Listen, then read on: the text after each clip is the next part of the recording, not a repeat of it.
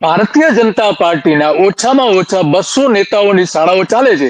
હું રહું છું એના ઘરની નજીકમાં જ એક ભારતીય જનતા પાર્ટીના અમિત શાહના ખાસ જે જમણા હાથના કહેવાય એની પોતાની શાળા છે, પ્રાથમિક શાળા અને હાયર સેકન્ડરી પણ છે.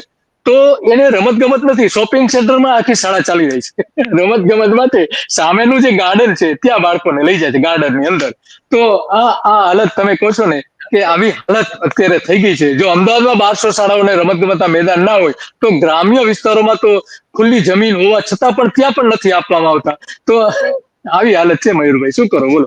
અને દિલીપભાઈ, ગાર્ડન તો એમનું જ છે ને. ગાર્ડન તો જે ગાર્ડન છે બધા એમના ગાર્ડન છે.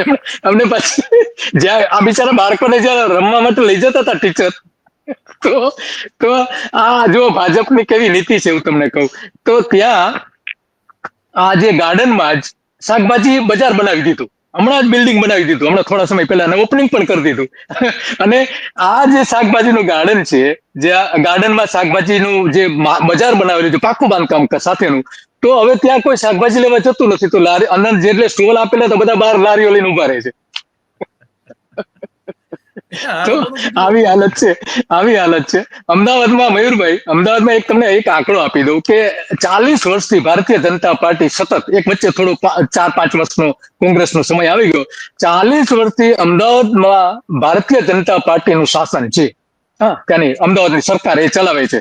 તો આ ખરેખર અહીંયા તમામ શાળાઓમાં મેદાનો હોવા જોઈએ, પરંતુ જે મેદાનો હતા ટીપી સ્કીમ હેઠળ જે મેદાનોની જમીન ફાળવેલી હતી એવા ઓછામાં ઓછા 8000 પ્લોટ મેદાનો અને બીજી જે જાહેર સુવિધા માટેના જે પ્લોટ હતા એવા 8000 પ્લોટ આ લોકોએ વેચી માર્યા છે. અબજો રૂપિયાના વેચી માર્યા છે કે જ્યાં ખરેખર સ્કૂલનું મેદાન હોવું જોઈએ નથી. આવી હાલત છે. એટલે આપણે છૂટીએ છીએ, છૂટો હજુ આપણે બેકાર થાવ, અભણ બની જવાના છીએ આમાં નામાં.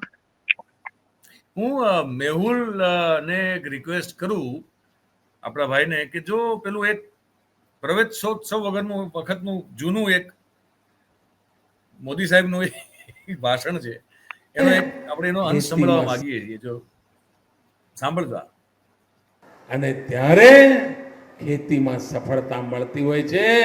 ભાઈઓ, સમાજને પણ આગળ લઈ જવો હોય તો ખાલી ગાંધીનગરમાં બેસીને નિવેદનબાજીઓ કરવાથી મેળ ન પડે, ગામડા ખોદવા પડે, નાના નાના ભૂલકાઓને આંગળી પકડીને નિશાળ લઈ જવા પડે, શિક્ષકો ભણાવે છે કે નહીં જોવું પડે, ઓરડા ખૂટતા હોય તો ઓરડા બનાવવા પડે, શિક્ષક ખૂટતા હોય તો નવા શિક્ષકોની ભરતી કરવી પડે, બાળકો માટે ટોયલેટ ના હોય, સંડાસ બાથરૂમ ના હોય તો બનાવવા પડે, મધ્યાહન ભોજન સારું મળે એની ચિંતા કરવી પડે, બાળકોને યુનિફોર્મ મળે, પુસ્તક મળે, રમકડા મળે ત્યાં સુધીની ચિંતા કરવી પડે. આ બધું કરીએ ને તો જ ગુજરાતની આવતી કાલ સુખી થાય. ભાઈ, આરામ કરવાથી ન થાય. અને માટે અમે જાત ઘસવા નીકળ્યા છીએ ભાઈ.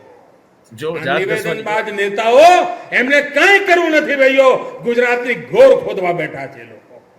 નહીં તો આ પવિત્ર કામ, આમાં વિરોધ કરવાની જરૂર ખરી ભાઈ? તમે મને કહો, આનો વિરોધ કરવાની જરૂર ખરી? કોણ કરે છે? આ ગામડામાં આવીને મુખ્યમંત્રી તમારું બાળક ભણે એના માટે ધૂમ ધકતા તાપમાં રજળે, એનો વિરોધ કરાય? અરે ઉપરથી તમારે જોડાવું જોઈએ ભાઈ, સારું કામ છે. આ વોટ માંગવા આવ્યો છું ભાઈ, હું ના તમારી પાસે વોટ માંગવા આવ્યો છું? મારી સરકારને બીજી વાર લાવજો કેવા આવ્યો છો? આપણું બાળક ભણે કેવા આવ્યો છું ને? આ કામ કોંગ્રેસ વાળા કરે બાંધો પડે? હું ના પાડું છું? અરે હું 2 ગામમાં જાઉં તો તમે 5 ગામમાં જાઓ. ભલું તો ગુજરાતનું થવાનું છે ને, પણ એ નથી કરવું. હવે આ આટલું પૂરતું છે ને. આ તો બહુ થોડુંક લાંબુ છે, પણ આમાં જો શરૂઆતથી એકવાર ફરીથી બધું સાંભળી દો શું કીધું સાહેબે, હે ને, કે ભાઈ વિદ્યાર્થીઓ આપણે સંભળાવીએ ને શરૂઆતથી થોડુંક સાંભળી લો ફરીથી એકવાર. હા, અહીંથી આપણે સાંભળીએ. મેહુલ, હું કરું છું ત્યારે ખેતીમાં સફળતા મળતી હોય છે. સમાજને પણ આગળ લઈ જવો હોય તો ખાલી ગાંધીનગરમાં બેસીને નિવેદનબાજીઓ કરવાથી મેળ ન પડે, ગામડા ખોદવા પડે, નાના બરોબર, નિવેદનબાજી કરવાથી કઈ ફેર ન પડે, ગામડા ખૂંદવા પડે. એટલે તમે 3 દિવસ ગામડા ખૂંદો, જેમાં તમે અઢળક રૂપિયો વાપરો. અમારો સરકારી ખજાનામાં જે પૈસા છે એ તો મારા ને તમારા છે. આ ભાઈ કઈ ખીચામાંથી લાવ્યા નથી, બરોબર છે. ઘરે કઈ એને કઈ ખેતરમાં કઈ ઝાડ ઉગાડ્યા નથી રૂપિયાના, કે આમ ખંખેરીને 500, 1000 કે 2000 ની નોટો પડી ગઈ. મારા ને તમારા રૂપિયા છે. કે છે ભાઈ કે નિવેદનબાજીથી ફેર ન પડે. આ જૂનો વિડીયો છે 2002-3 ની આસપાસનો, જયારે આ પ્રવેશોત્સવ આ મહાપુરુષે શરૂ કર્યો હતો.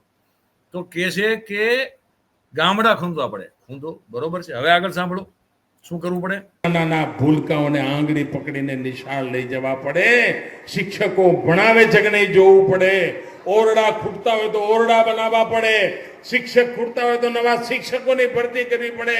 બાળકો હવે આમાં દિલીપભાઈ, આ હું એ જ કહું છું કે આ લોકો પોતાની જાતને છે ને કોન્ટ્રાડિક્ટ કરતા હોય.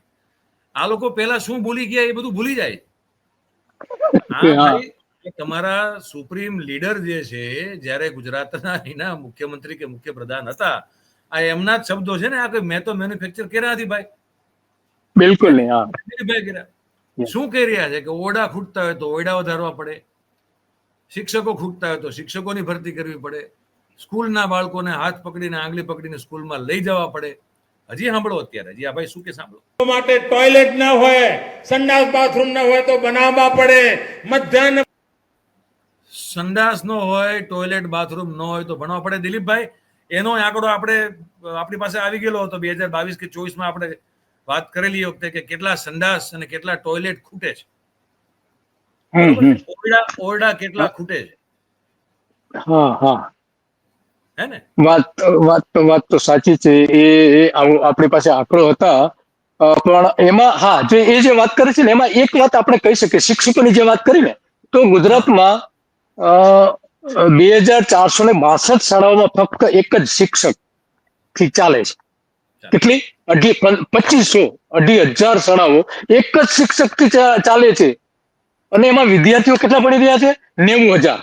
તો મોદી સાહેબ જે કહી રહ્યા છે, નો ડાઉટ, મોદી સાહેબે જે અભિયાન ચાલુ કર્યું છે એમાં કઈ ખોટું નથી. સારામાં સારું છે. ભલે એ પ્રી પ્લાન હોય છે, કેટલા વિદ્યાર્થીઓ પ્રવેશ કરવાના છે એ અઠવાડિયા પહેલા નક્કી થઈ ગયેલું હોય છે. માત્ર ત્યાં જઈને એને એનરોલ કરવાના હોય છે. આટલું એક કામ કરવાનું, સારું કામ કરે છે. એમાં આપણે એને એટલું બધું ક્રિટિસાઇઝ, એ અભિયાનને ક્રિટિસાઇઝ આપણે એટલું બધું નથી કરતા. નથી કરતો. હું જે કહી રહ્યો છું એ છે કે આ વાતોના વડા છે ખાલી. ભૂલી ચૂકેલા છે ને. એ જે શિક્ષકોની વાત કરે છે ને, મોદી સાહેબ જે શિક્ષકોની વાત કરે છે ને, એની જ હું વાત કરું છું. તો આ તમારી પાસે એક જ શિક્ષક 2,500 શાળાઓમાં હતા ગયા વર્ષ સુધી. 90,000 વિદ્યાર્થીઓ હતા કે જે આમાં ભણતા હતા. તો તમે એને કયું શિક્ષણ આપી શકશો? વાતોના વાળા જ છે જે તમે કહી રહ્યા છો. વાત સાચી છે, વાતોના વાળા છે, એમાં કોઈ સવાલ નથી. આપણે દરેક જિલ્લા પ્રમાણે આપણે કહી શકીએ એમ છીએ કે જામનગર, પછી દેવભૂમિ દ્વારકા અને ગીર સોમનાથના જિલ્લામાં કુલ 2,295 શિક્ષકોની ઘટ ગયા વર્ષે હતી. કદાચ ભરેલા હોય તો અલગ વાત છે અત્યારે. તો આવી જો 2,295 શાળા, આ 3 જિલ્લા, અને 3 જિલ્લા કઈ એટલા બધા મોટા નથી. એમાં દેવભૂમિ દ્વારકા અને ગીર સોમનાથ તો એકદમ નાના જિલ્લા છે. તો ત્યાં જે આ હાલત છે કે 2,295 એટલે કે 2300 જેવી શાળાઓમાં શિક્ષકો નથી.